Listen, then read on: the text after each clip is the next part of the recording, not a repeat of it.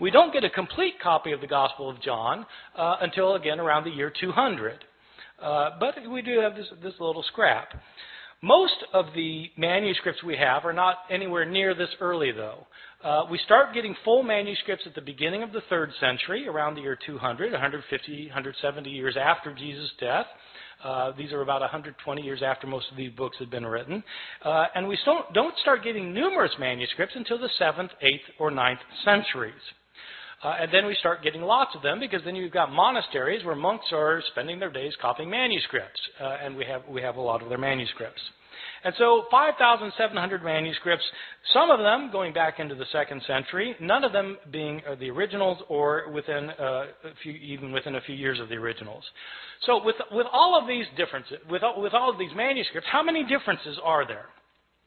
Throughout the Middle Ages, it appears that the scholars didn't realize that there was a problem of not having the original text, or very few scholars realized that this was a problem. Even the scribes copying the text, they sometimes would realize there were differences in the manuscripts they were copying, but they didn't make a very big deal about it. The first time somebody made a really big deal about this was exactly 300 years ago this year, in the year 1707. There was a scholar named John Mill at Oxford. I think he's unrelated to the Victorian John Stuart Mill.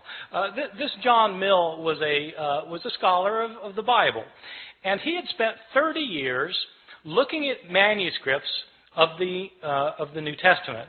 Now, this is obviously after the invention of printing, and printers have to decide what text they're going to print, and the problem is they've got manuscripts that have differences among them. And so how does the printer decide which manuscript to print? Well, it's a problem. That's when they started realizing that this was an issue. Well, John Mill wanted to produce a printed edition of the Greek New Testament. He spent 30 years looking at the manuscripts available to him. He had available to him 100 manuscripts, approximately 100 manuscripts.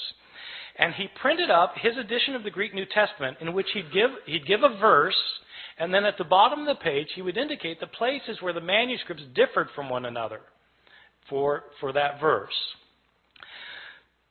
To the shock and dismay of many of his readers, when John Mill produced his edition of the Greek New Testament, it included an apparatus at the bottom of the page that cited 30,000 places where the manuscripts differed from one another. 30,000 places where there were manuscript variations among the manuscripts that he had discovered. And the striking thing is, John Mill didn't give all of the differences he found. He only cited the differences that he thought were significant. Some of his detractors claimed that John Mill was working to render the text of Scripture uncertain. His supporters pointed out that he didn't create these differences. He simply noticed that they exist. So what do we know today about the numbers of mistakes in our manuscripts? Well, Mill looked at 100 manuscripts, and now we have 5,700 manuscripts. Nobody knows how many differences there are among the manuscripts that we now have, because nobody yet, even with the development of computer technologies, nobody has been able to add up all of the differences. Sometimes scholars guess that there may be a couple 100,000 differences. Some people say 300,000. Some say 400,000. There are different guesses. The way I usually put it to my students is in comparative terms. There are more differences in our manuscripts than there are words in the New Testament. More differences in our manuscripts than there are words in the New Testament. Well, this obviously creates a problem. If you want to know what Mark actually said, and all you've got are copies of Mark that are hundreds of years later that have so many differences in them, how can you possibly reconstruct it? Well, that is a problem. Now, having said that we have these hundreds of thousands of differences, I want to emphasize a particular point, which is most of these differences that we have in our manuscripts are completely insignificant, unimportant, and don't matter for a thing.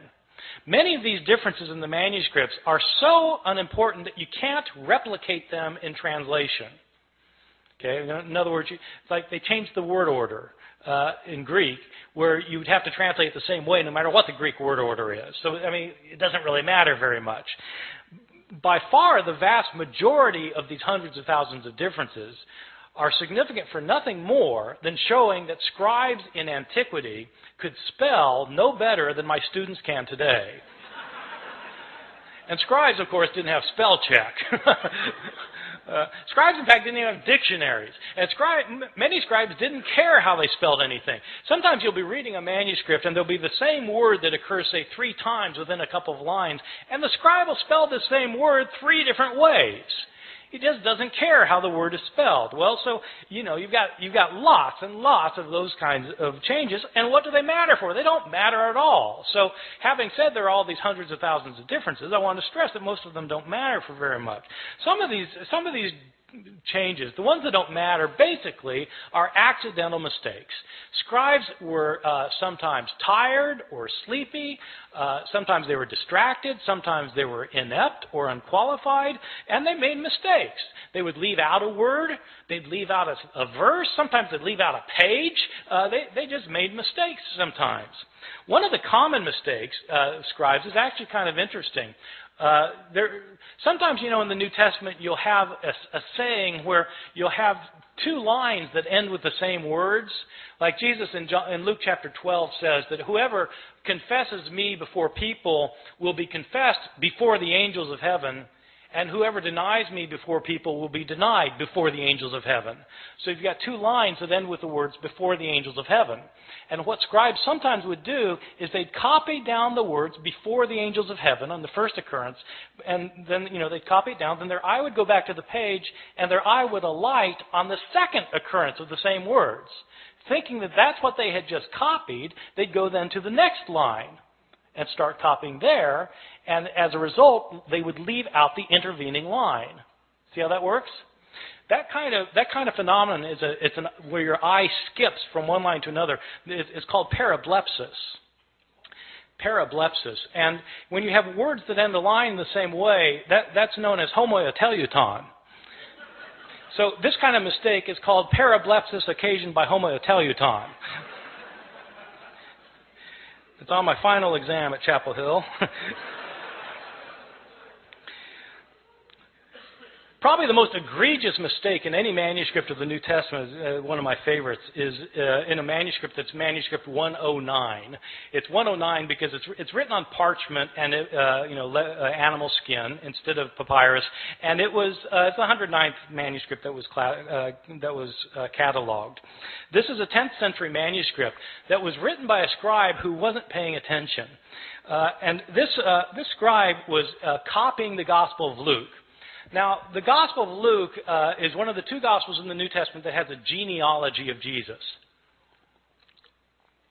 Genealogies usually aren't the favorite reading of my students at Chapel Hill, and I think probably it wasn't the favorite reading of this guy because he wasn't really paying attention to what he was doing. But, in Luke's genealogy is actually fairly interesting because in Matthew's the other gospel that gives a genealogy of Jesus, and it traces Jesus' line all the way back to Abraham, the father of the Jews, in Matthew. Luke doesn't stop there. Luke keeps going. Luke traces Jesus' genealogy all the way back to Adam, as in Adam and Eve. This is a fantastic genealogy.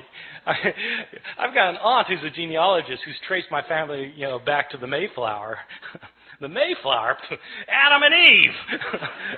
so it's, Jesus is supposedly the son of Joseph, who's the son of so-and-so, the son of so-and-so, the son of so-and-so, who's the son of David, son of Jesse, son of so-and-so. It goes all the way back. Isaac, son of Abraham, so back to Seth, son of Adam, who's the son of God. Okay, this genealogy goes all the way back. So the scribe of manuscript 109 is copying a manuscript that evidently gave the genealogy in 2 columns. 2 columns. But the second column didn't go to the bottom of the page. It only went partway down, the second column. So the first column, second column, partway down. And the scribe apparently didn't realize that this genealogy was in 2 columns. And so he copied across the columns instead of copying one column, then the other column, leading to some very interesting results. As it turns out, Adam isn't the first human being. There was a man named Phares, who's the father of the human race, and as it turns out, God is the son of Aram. So it happens. These kinds of mistakes are just pure accidental mistakes that scribes mess up in places. There are other kinds of mistakes that are what I think are probably intentional mistakes. I differentiate between accidental mistakes where scribes just slip up and intentional mistakes where it looks like scribes are actually trying to change the text. Now, I don't know for sure that scribes are trying to change the text. I don't have any scribes around to interrogate about the matter. But there are some changes that don't look like they could possibly simply be a slip of the pen. And there are others that are debatable, whether they were a slip of the pen or not. But let me give you a couple of examples, and you'll see that